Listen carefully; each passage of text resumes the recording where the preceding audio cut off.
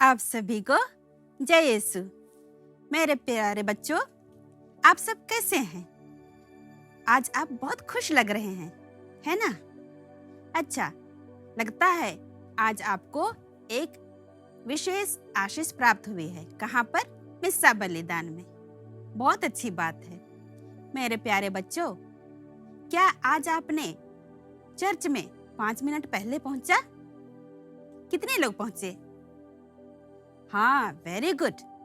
अब आपसे ऐसे ही कीजिएगा। हर संडे को माँ बाप से कहना कि हमें चर्च में कम से कम 5 मिनट पहले पहुंचना है, ताकि हम वहां पहुंचकर क्या करेंगे? शांत से बैठकर पूजा बलिदान में भाग लेने के लिए अपने आप को तैयार करेंगे। मेरे प्यारे बच्चों, आज हम एक नया अध्याय शुरू करेंगे, जिसका शीर्षक है प्रतिज्ञात देश में। हमने पिछले अध्याय में देखा कि इस्राएली जनता यात्रा करते करते कहाँ पहुँच रहे हैं? कानान देश के निकट में। तो आज हम देखते हैं कि वे जनता कहाँ तक पहुँच गए हैं। हम भी अपनी क्लास की पढ़ाई में शुरू से लेकर यात्रा करते करते इस्राएली जनता के साथ हम भी कहाँ यात्रा कर रहे हैं? अपने स्वर्ग की ओर। तो क्लास शुरू करने के पहले आइए हम अपने पिता ईश्वर से आशीष मांगे, ताकि हम इस क्लास में अच्छी तरह से बैठकर पढ़ाई कर सकें, उसे समझ सकें और अपने जीवन में उसको अपना सकें। तो इसके लिए आप सब अपने हाथ जोड़कर आंखें बंद कर लें और ईश्वर से प्रार्थना करने के लिए तैयार हो जाइए। हे पिता ईश्वर, हम आपको धन्यवाद देते हैं आज के इस सुंदर दिन के लिए। हम आपको तहे दिल से धन्यवाद देते हैं। आपने हमें यहाँ पर बुलाया है ताकि हम इस क्लास में आपके बारे में सीखें, आपके बारे में जानें और आपको और अधिक प्यार कर सकें। हमें आशीष दीजिए, कृपा दीजिए, ताकि हम आपके बच्चे आपके छत्र छाया में हमेशा आगे बढ़ते रहें और दुनिया के लिए एक रोशन या तो आशीष के कृपा पात्र बन जाएं। पिता, पुत्र, पवित्र आत्मा के नाम पर आमीन। मेरे प्यारे बच्चों, तो आइए आज हम सब उसी ईश्वर की कृपा से अपने नए अध्याय में प्रवेश करते हैं। इसमें हम देखते हैं कि इस्राएली जनता, जिसे ईश्वर ने अपनी निजी जनता के रूप में चुना है, वो क्या करते हैं? बार बार ईश्वर के विरुद्ध में अपराध करते हैं। पिछले अध्याय में हमने देखा कि वे मूसा और ईश्वर के विरुद्ध में पाप करते थे, उनसे भुनभुनाते थे और उनके विरुद्ध में बातें करते थे। इसी प्रकार वे अब भी, जब तक वे कानान देश पहुंच रहे हैं, अब तक वे ईश्वर के विरुद्ध में अपराध करते जा रहे हैं। आपको याद होगा, पिछले क्लास में हमने पढ़ा था कि इस्राएली जनता मूसा को वचन देते हैं। उस वचन में क्या कहते हैं? उस वचन में वे कहते हैं कि ईश्वर जो कुछ सिखाता है, जो कुछ हमसे कहता है, उसका हम भली भांति पालन करेंगे। परंतु ऐसा नहीं होता है। इस्राएली जनता बार बार उस अपने वचन को भूल जाते हैं और ईश्वर के विरुद्ध में पाप करते हैं, उसके आज्ञाओं के विरुद्ध में पाप करते हैं। इसी प्रकार से आज भी हम इस अध्याय में देखते हैं कि इस्राएली जनता ईश्वर के विरुद्ध में अपराध करते हैं। इस पर ईश्वर क्या करते हैं? जब इस्राएली जनता ईश्वर के विरुद्ध में अपराध करते हैं, तो उन्हें ईश्वर यहाँ पर क्या करते हैं? दंड देते हैं। आपको याद होगा, जब आप घर में कुछ गलत काम करते हैं, तो आपके माता पिता भी आपको कुछ तो सजा देते हैं, है ना? ऐसा होता है ना? जब आप स्कूल में अपना होमवर्क पूरा नहीं करके जाते हैं, तो आपके टीचर भी आपको क्या करते हैं? सजा देते हैं। कभी आपको क्लास से बाहर निकाल देते हैं, या तो कभी आपको क्लास में खड़े कर देते हैं, और कभी कभी क्या होता है, उसी होमवर्क को 5 या 10 या 100 बार लिखने कहते हैं। इसी प्रकार से इस्राएली जनता के ईश्वर अपनी जनता को सजा देते हैं, दंड देते हैं। इसका मतलब यह नहीं होता कि वे दंड देकर उन्हें अपने से अलग कर देते हैं, परंतु ईश्वर एक दयावान है। वो अपनी करुणा से इस्राएली जनता के अपराधों को क्षमा करते हैं और उनको सही मार्ग दिखाते हैं। ईश्वर दंड देकर इस्राएली जनता को यही बताना चाहते हैं कि उनका ईश्वर उनसे कितना अधिक प्यार करता है और उनको हमेशा अनुग्रह प्रदान करता है। लेकिन क्या इस्राएली जनता ईश्वर पर अब भरोसा करते हैं? नहीं, उनकी कमजोरियों की वजह से वे अब भी ईश्वर की जो प्रतिज्ञा उन्होंने किया था, ईश्वर ने जो प्रतिज्ञा इस्राएली जनता से किया था, उस पर वो विश्वास नहीं करते हैं। मेरे प्यारे दोस्तों, क्या आप बता सकते हैं कि ईश्वर ने इस्राएलियों से क्या प्रतिज्ञा किया था? कानान देश देने का, है ना? तो उसी बात पर यहाँ पर हम देखते हैं कि इस्राएली जनता आपस में बातें करते, वो कहते हैं कि ईश्वर हमें वो कानान देश जहाँ पर दूध और मधु की नदियां बहती हैं, उस पर हमको अधिकार नहीं देंगे। परंतु क्या ऐसे होने वाला है? नहीं, क्योंकि ईश्वर एक निष्ठावान व्यक्ति है।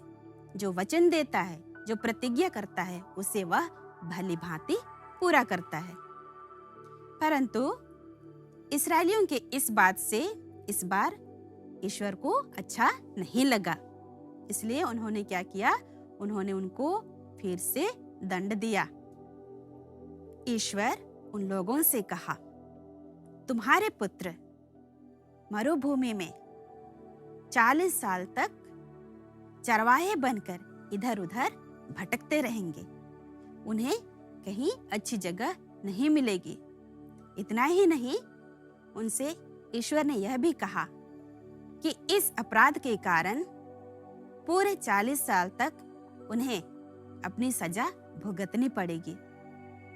मेरे प्यारे बच्चों, इस प्रकार हम देखते हैं कि इस्राएली जनता मरुभूमि में कई प्रकार के कठिनाइयों का सामना कर रहे हैं। ऐसे वे 40 साल तक मरुभूमि में रहे। बाद में हम देखते हैं मूसा, जिसने इस्राएलियों को कहां से निकाल के लाया है? मिस्र देश से। वो उनका मार्गदर्शन करते हैं। उनके विरुद्ध में इस्राएली भुनभुनाते हैं, फिर भी मूसा उनके नेता होने की वजह से, नेता होने के नाते उनका मार्गदर्शन करते हैं और ईश्वर से उनके लिए माफी मांगते हैं, प्रार्थना करते हैं। इस प्रकार हम देखते हैं कि मूसा ऐसी जनता का नेता बना है जो हमेशा से अवज्ञाकारी होता है और घमंडी होता है। अब आगे हम देखते हैं कि इस्राएली जनता अपनी यात्रा में आगे बढ़ रहे हैं और आगे बढ़ते बढ़ते क्या होता है? अब मूसा बूढ़ा हो चला है और उसकी मृत्यु होने को है। इसलिए मूसा जो नेता है, जो इस्राएलियों का नेता है और ईश्वर द्वारा चुना हुआ नबी, उसने इस्राएली जनता के लिए बहुत सारी कठिनाइयां झेलता है। हम देखते हैं इस्राएली जनता जो कुछ भी करते हैं, ईश्वर के विरुद्ध जो पाप करते हैं, जो अपराध करते हैं, उसके लिए भी मूसा ईश्वर से क्षमा मांगते हैं, माफी मांगते हैं। हम जानते हैं कि मूसा एक योग्य व्यक्ति नहीं था। उसने एक बार ईश्वर से क्या कहा था?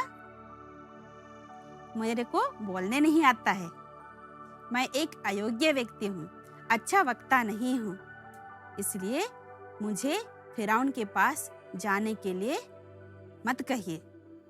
इस प्रकार से हम देखते हैं कि शुरू से लेकर जब से ईश्वर ने उसे एक नेता के रूप में नियुक्त किया है, उसे साहस एवं शक्ति प्रदान करता है।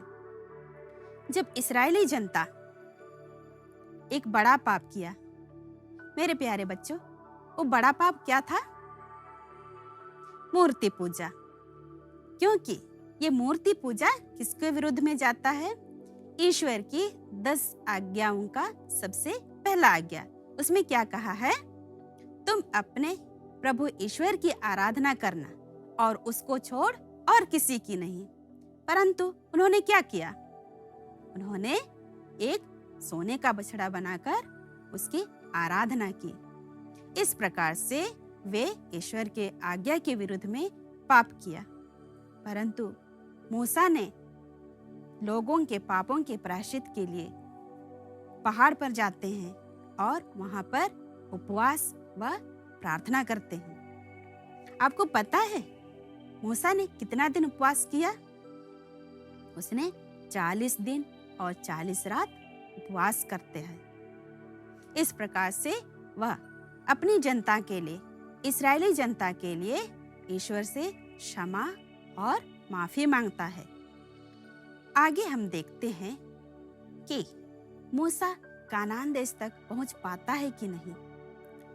एक दिन ईश्वर ने मूसा को एरिको के सामने वाले नेबू पहाड़ पर बुलाकर कहता है, वह कानान देश को दिखाकर कहता है, यही वह देश है जिसके विषय में मैं शपथ खाकर इब्राहिम, इसहाक और याकूब के पूर्वजों को देने का वचन दिया था। तुम यह देश देख भी लिया है और मैं इसे दिखा भी चुका हूँ, परंतु तुम इसमें प्रवेश नहीं करोगे। इस प्रकार से हम देखते हैं कि मूसा कानान देश, जो प्रतिज्ञा देश है, वहां तक नहीं पहुंच पाता है। इस प्रकार से आगे हम देखते हैं कि मरुभूमि में मूसा की मृत्यु हो जाती है और उसका दफन मोआब घाटी पर किया जाता है। मूसा की मृत्यु के बाद इस्राएली जनता 40 दिन तक शोक मनाते हैं। कहा जाता है कि इस्राएलियों में आज तक मूसा की तरह कोई नबी नहीं है जिसने ईश्वर के साथ आमने सामने बात किया हो। आगे देखते हैं, मूसा मर चुके हैं, तो इस्राएली जनता को आगे तक ले जाने के लिए कौन आता है? इसमें हम देखते हैं योशुआ मूसा के उत्तराधिकारी के रूप में नियुक्त किया जाता है। परंतु मूसा मरने के पहले योशुआ को आशीर्वाद देता है और इस्राएलियों के सामने उसे बुलाकर कहता है, तुम दृढ़ बने रहो, ढारस रखो, क्योंकि ईश्वर तुम्हारे साथ है। तुम डरो मत। इस्राएली जनता को लेकर कहाँ चलो? कानान देश तक ले चलो। ईश्वर तुम्हारे आगे आगे चलेगा और तुम्हारा मार्गदर्शन करेगा। इस प्रकार से हम यहाँ देखते हैं कि मूसा योशुआ को अपना उत्तरदायित्व सौंपता है और इस प्रकार से यहाँ से मूसा और हारून तो मर चुके होते हैं और योशुआ उनका नेता के रूप में इस्राएली जनता को कानान देश की ओर ले जा रहा है। मेरे प्यारे बच्चों, हम थोड़ा देखते हैं कि योशुआ कौन है। योशुआ के पिता का नाम था नून और इस प्रकार से हम देखते हैं कि योशुआ के ऊपर ज्ञान का आत्मा था, इसलिए इस्राएली जनता उसकी बातों को समझते थे और उसके मार्गदर्शन पर चला करते थे। योशुआ के साथ ईश्वर था, इसलिए हमेशा ईश्वर उसका मार्गदर्शन करता था। आगे हम देखते हैं कि योशुआ ईश्वर के आज्ञानुसार काम किया करता था। वह मूसा के आदेशों का पालन किया करता था, इसलिए वह अपनी काम में सफलता प्राप्त करता है, यानी कि इस्राएली जनता को कानान देश तक पहुंचा देता है। इस प्रकार से इस्राएली जनता योशुआ के नेतृत्व में कानान देश तक तो पहुंच चुके हैं। मेरे प्यारे बच्चों, हमने देखा कि अब इस्राएली जनता कानान देश के निकट पहुंच चुके हैं। कानान देश के निकट एक जगह है जिसका नाम है मोआब, यानी कि वे प्रतिज्ञात देश तक पहुंच चुके हैं। लेकिन मोआब और कानान देश के बीच में एक नदी है जिसका नाम है यरदन नदी। आपको याद होगा, जब इस्राएली जनता मिस्र देश से निकलकर कानान देश की ओर यात्रा कर रहे थे तो बीच में उन्हें एक महासागर पार करना पड़ा। तब मूसा ने वहां क्या किया था? मूसा वहां पर अपने डंडा के चमत्कार से समुद्र को 2 भागों में बांट दिया था। उसी प्रकार यहाँ पर यरदन नदी को ईश्वर की कृपा से 2 भागों में बांट देता है। एक विशेष बात यह है कि योशुआ ने जनता को बुलाकर कहता है, यहाँ पर आओ और प्रभु ईश्वर के आदेश सुनो। मंजूसा के रूप में ईश्वर ने उन्हें क्या दिया था? पत्थर के 2 पाटियों में क्या दिया था उसने? आज्ञाएं। और ये आज्ञाएं आज विधान के मंजूसा के नाम से जाना जा रहा है। मेरे प्यारे बच्चों, याजकगण जो विधान के मंजूसा को ढोकर यात्रा कर रहे थे, जब वे लोग यरदन नदी के बीच गए, जब उनका पांव यरदन नदी पर पड़ा तो वह वहां पर एक सूखी भूमि की तरह रास्ता बन गया। और जब याजकगण जो विधान की मंजूसा ढोकर आगे बढ़ रहे थे तो लोग उनके पीछे पीछे कनान देश की ओर यात्रा कर रहे थे। इस प्रकार हम देखते हैं कि यरदन नदी पार करने के लिए याजकगण जो विधान की मंजूसा ढोकर यात्रा कर रहे थे, वे तब तक पानी में खड़े थे जब तक इस्राएली जनता यरदन नदी पार नहीं कर पाई। इस प्रकार से हम देखते हैं कि विधान की मंजूसा एक ईश्वर के सानिध्य के रूप में प्रस्तुत होता है। इस्राएली जनता उसे ईश्वर के सानिध्य का चिन्ह मान लेता है। यह चमत्कार तभी संभव होता है जब ईश्वर उनके साथ रहता है। इस प्रकार से इस्राएली जनता अब यरदन नदी पार करके कहाँ पहुंच रहे हैं? कानान देश, जिसे ईश्वर ने बहुत पहले देने का वादा किया था। आगे हम देखते हैं, जब वे यरदन नदी पार करते हैं तो वहां पर एक स्मारक बनाया जाता है। वो स्मारक कैसे बनाया जाता है उसके बारे में हम देखते हैं। जब वे यरदन नदी पार कर रहे थे तो वहां से यहोशुआ ने 12 पत्थर इकट्ठा किया। कितना पत्थर? 12 पत्थर इकट्ठा किया और वहां पर एक स्मारक बनाया। ये स्मारक किसके नाम पर बनाया गया था? हम पहले देख चुके हैं कि सागर पार करना भी एक चमत्कार था। उसी प्रकार यहाँ पर यरदन नदी पार करना भी एक चमत्कार ही था। इसीलिए उसी की यादगारी में यहोशुआ ने इस 12 पत्थर से एक स्मारक बनाता है। इस्राएली जनता यरदन नदी पार कर अब कहाँ पहुंच चुका है? कानान देश। वहां पर वे सबसे पहले कहाँ जाते हैं? मोआब में। और इस प्रकार से हम देखते हैं कि इस्राएली जनता कानान देश को धीरे धीरे अपने अधिकार में कर लेते हैं। यहोशुआ के नेतृत्व में और ईश्वर के आज्ञा का पालन करते हुए अब इस्राएली जनता कानान देश में पहुंचकर मोआब से लेकर और अन्य क्षेत्रों में भी अधिकार करना शुरू कर दिया। सारी भूमि पर उनका अधिकार हो गया।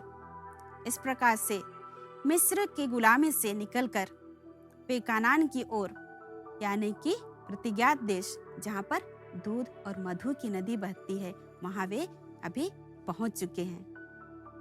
मेरे प्यारे बच्चों, ये दूध और मधु की नदी बहते वाले यह देश बहुत ही सुंदर और सुखद है, परंतु दूध और मधु बहते देश का मतलब यही है कि वहां पर भरपूर मात्रा में क्या है?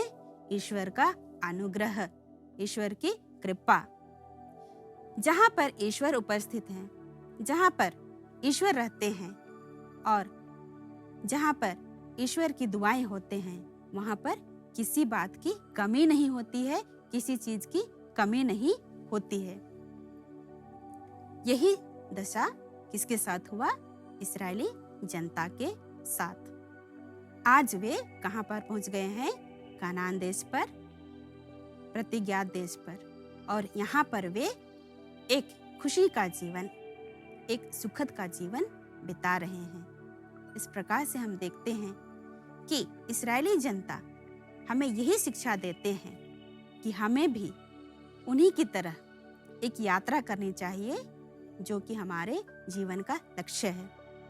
मेरे प्यारे बच्चों, अब बता सकते हैं कि इस्राएली जनता का जीवन का लक्ष्य क्या था?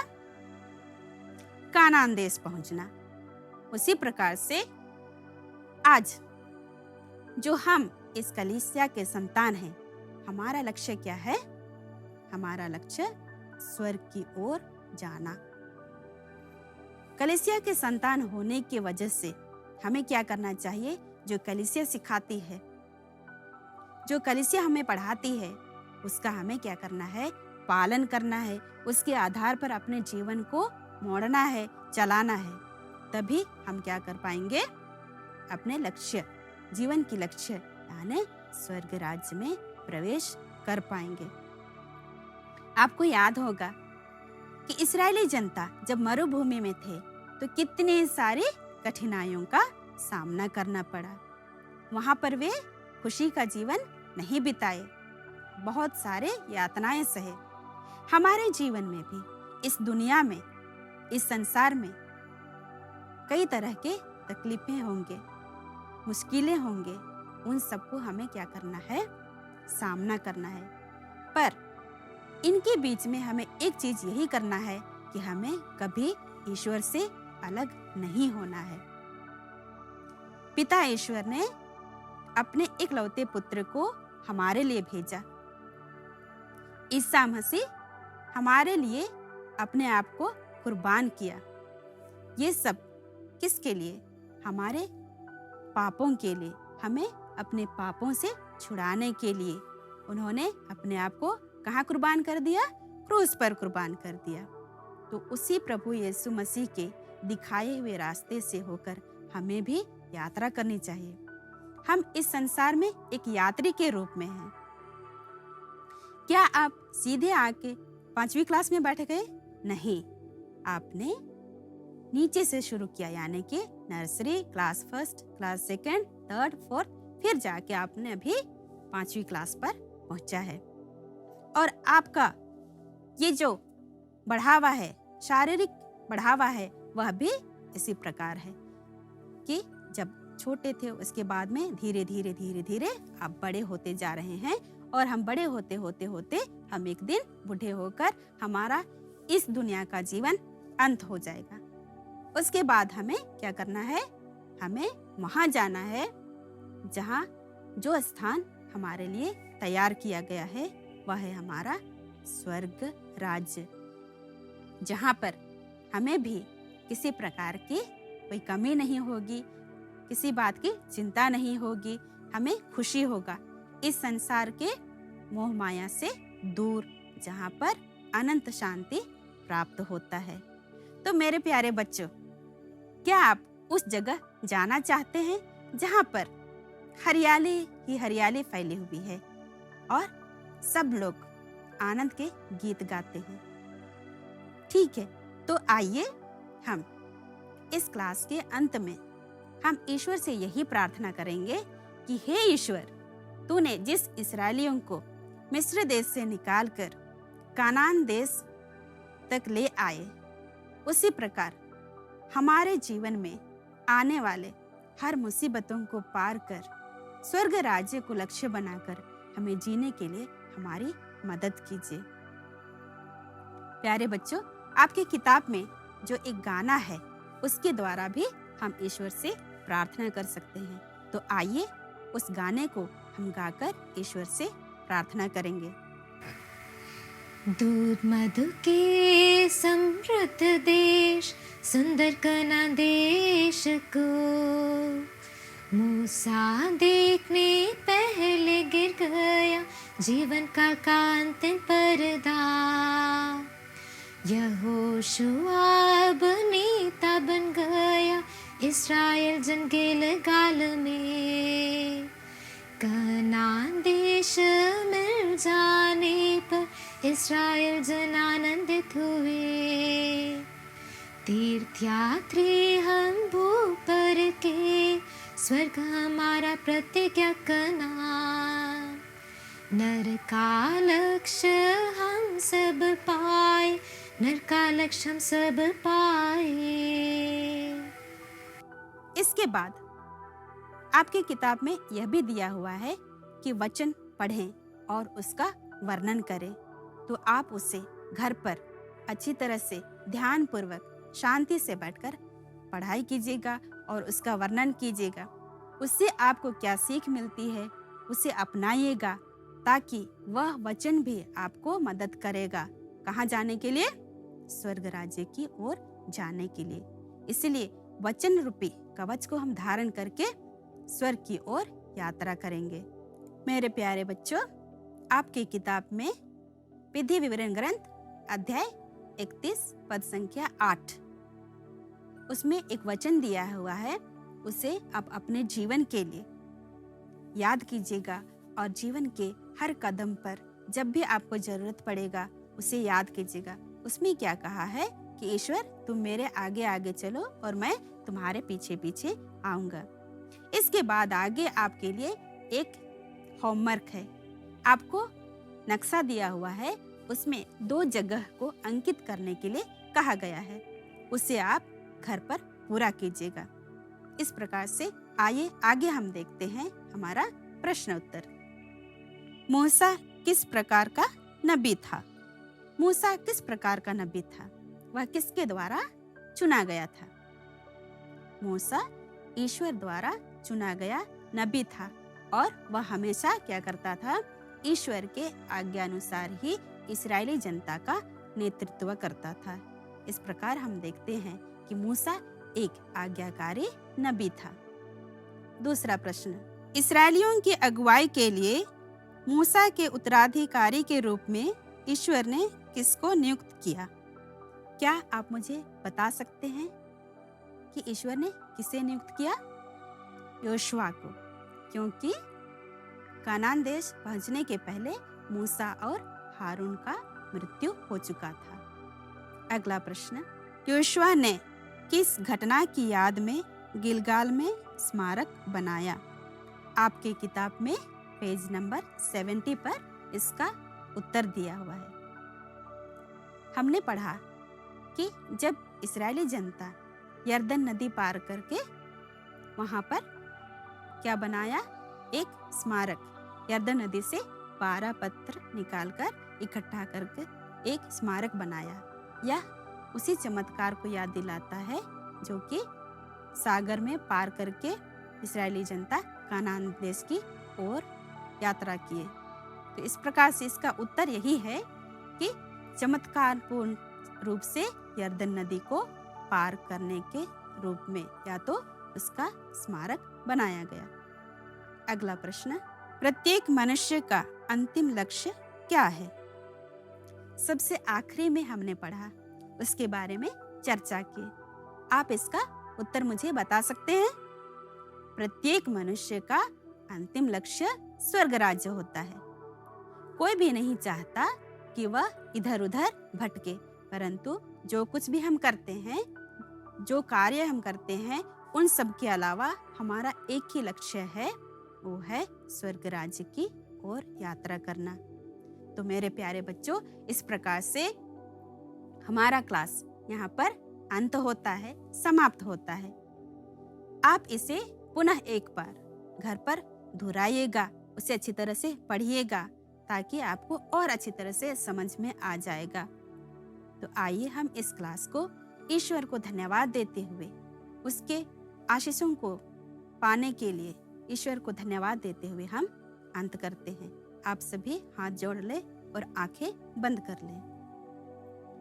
हे पिता ईश्वर, हम आपको धन्यवाद देते हैं। आपने हमें इस क्लास में अच्छी तरह से बैठकर समझने व पढ़ने के लिए मौका दिया। आपको हम धन्यवाद देते हैं।